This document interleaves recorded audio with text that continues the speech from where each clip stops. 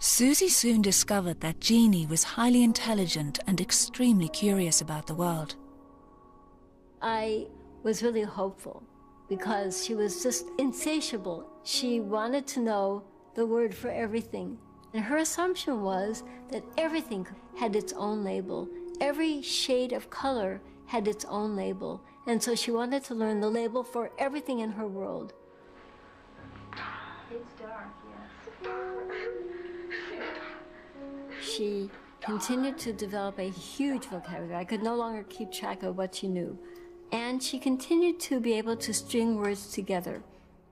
Buy applesauce store, or buy more applesauce store, which meant buy more applesauce at the store. Oh, no. Let me see, the log? Oh, no. But the little bits and pieces of English that take those words and transform them into a grammatical sentence never came in. All the question words like who, what, where, why, when, never. She never had any of them.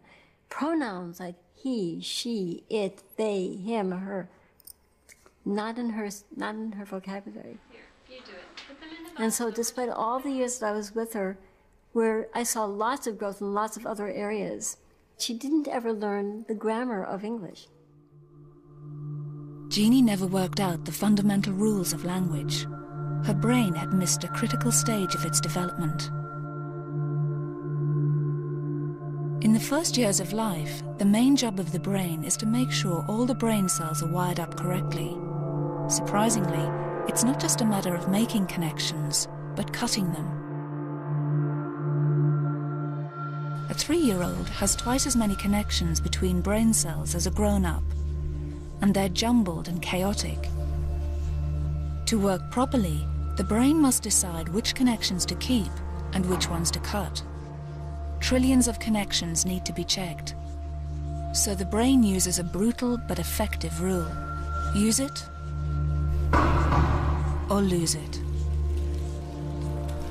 Because Genie's parents hardly ever spoke to her, the parts of her brain responsible for grammar were not stimulated and were crippled for life. Genie's story did not have a happy ending. She went through a string of foster homes, was abused in one of them, and stopped talking altogether. She now lives in a care home in California. Genie's experience was extreme, but her case taught science that once a critical window of brain development has passed, there is no going back.